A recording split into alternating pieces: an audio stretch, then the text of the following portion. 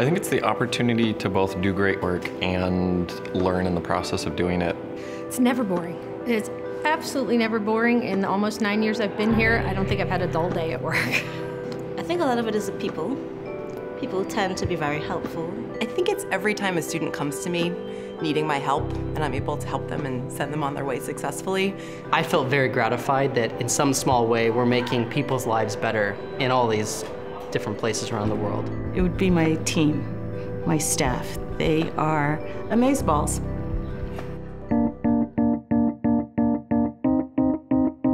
My boss was being filmed, and he was getting in front of the camera, and I noticed his hair was sticking up.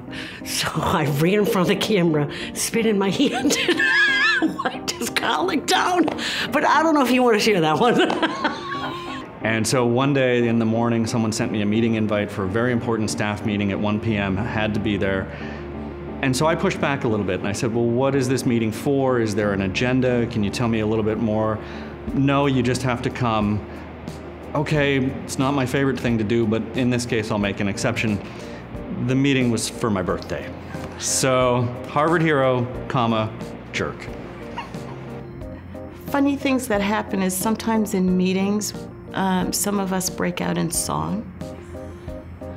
They don't speak English, so we translate everything in the room, and we didn't translate the sign that said, "Don't stick your hanger on the sprinkler head," and he did. And when we got to the room, he had a binder over his head and in about a foot of water saying, "I think I need a new binder." In recently coming back from paternity leave, came into the office to find all of my work clothes had been replaced with an orange prison jumpsuit as a joke from all of my office mates. So one day I was on my way to a meeting and I got in an elevator in an unnamed building because I don't want to terrify anyone from ever going on an elevator in that building again. But the elevator malfunctioned and it wouldn't stop. And then it started going from the very top floor of the building to the sub-basement over and over and over and over. Eventually the fire department arrived and I could hear them telling me, just be calm, everything will be okay, we'll get you out of there. And I was so overcome with joy when I got out of that elevator that the first thing I did was leap into the fireman's arms and tell him I loved him. Oh, it's awesome. I think it's really impressive. I love that the nominations are made by peers and colleagues. You know, at first, when I was nominated, I thought, oh, being nominated is even better than winning. Now maybe I have to revise my opinion. It's a great honor. I am not the one. I hate being in the spotlight. I feel really proud, but I also feel like I wish I could bring everyone I work with up there with me. It's really, really humbling, and I'm, absolutely grateful that the work that my team does is recognized this way. I think it's fantastic. To be honest with you, I'm not crazy about being named a Harvard hero. I think there's the department as a whole should be named a Harvard hero. I mean, all of those people, day in and day out, work very hard at making the community a very safe place to work and to study.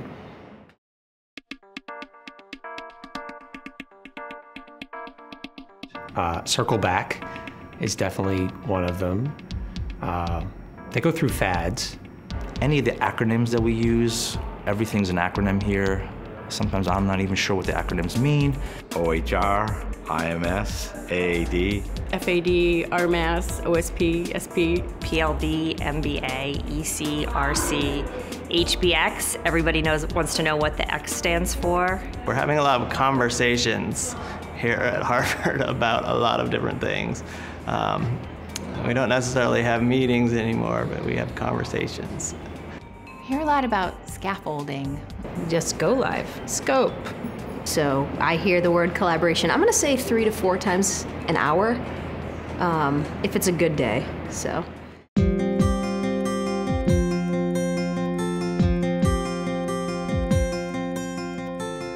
Fun.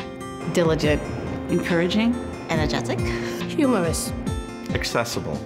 A collaborator. I think they would say compassionate. If it could be a 2-word phrase, data geek. Goofy. I've always been called an angry young man, and now I'm called an angry old man. But I'm really not an angry person. I'm really a happy person, to tell you the truth. I think the happiest day here was actually my first day. I think my happiest day at Harvard has to be June 9th of 1994 when I finally received my Harvard degree. Harvard Heroes was a pretty big day because they walked in and I was pretty surprised. I didn't expect it at all, so. The happiest day every year is always commencement. Specifically for me, it was commencement last year. It was the first year that I saw a class that I saw from start to finish, their full 2 years at the Kennedy School graduate. Luckily, it was a sunny day, so I could have my sunglasses on and no one could see me crying underneath them. My retirement party. That party was a blast. You know, sometimes you come to work and you don't know how many people you touch until the time comes for you to leave. You touch so many people. It's just incredible. Really is incredible. One of the best things about Harvard is that you get a great day periodically. You know, you can count on a great day coming soon, even if you don't know exactly when.